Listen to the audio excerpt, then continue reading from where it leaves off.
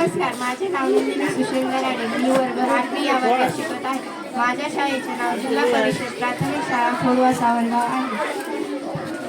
नमस्कार, माझे नाव अमृता अरुण देवकरे आहे. मी इयत्ता 7वी या वर्गात शिकते. माझ्या प्रयोगाचे नाव हवा प्रदूषण आहे. आम्ही येथे कारखाना बनविलेला आहे. हा कारखाना आहे. कारखान्यातून निघणारा धूर हा एक्झॉस्टद्वारे बाहेर पडतो. हा एक्झॉस्टद्वारे बाहेर पडलेला धूर हा हवा प्रदूषण होत असते. मी ते झाडे पण लावलेली आहेत, कारण झाडापासून हवा प्रदूषण कमी प्रमाणात होत असते. कार्बन डायऑक्साईडच्या वाढत्या प्रमाणामुळे हवा प्रदूषण होते. हे रोखण्यासाठी मी येथे झाडे लावलेली आहेत, कारण ह्या कारखान्यातून निघालेला धूर हा वातावरणात पसरतो आणि हवा प्रदूषण होते. जर झाडांची लागवड जास्त प्रमाणात केली तर हवा प्रदूषण हा कमी प्रमाणात होऊ शकतो. आणि आपल्याला छोटे छोटे झाडे कापायची नाहीत, कारण ते मोठे होऊन ते पण आपल्याला ऑक्सिजन देतात, सावली देतात, फळे देतात. म्हणून आपल्याला ज्या झाडांचं वय पूर्ण झालेलं असते तेच झाडे तोडायची. तर हवा प्रदूषण म्हणजे काय? हवेमध्ये जे विषारी घटक, धूलीकरण, सूक्ष्म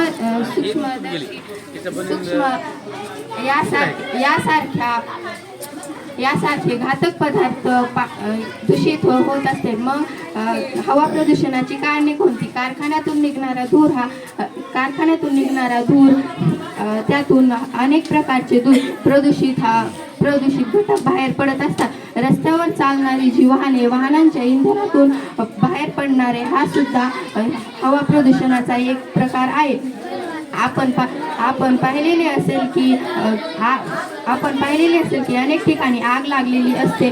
बरेच ठिकाणी वणवा असतो. हवा प्रदूषणाचे नैसर्गिक व मानवनिर्मित कारणे आहेत. हवा प्रदूषणाचे नैसर्गिक कारणे ज्वालामुखीचा उद्रेक,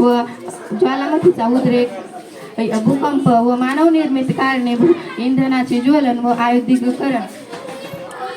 ह्या कारखान्यांची जर आपल्याला हवा प्रदूषण कमी प्रमाणात करायचे असेल तर कारखान्यांची निर्मिती कमी प्रमाणात करावी आणि हे एक्झॉस्टची पण निर्मिती कमी प्रमाणात करावी. आणि जर आपण झाडांची निर्मिती जास्त प्रमाणात केली तर होणारा हवा प्रदूषण हा कमी प्रमाणात होऊ शकतो. आम्ही इथे ह्या 2 पट्ट्या ठेवलेल्या आहेत, कारण रात्रीच्या वेळी गाड्यांचा ॲक्सिडेंट होण्याची जास्त प्रमाणात शक्यता असते. म्हणून ह्या गाड्या इथं आदळून जर आपण हे केलं तर गाड्यांचा ॲक्सिडेंट होऊ शकत नाही. धन्यवाद.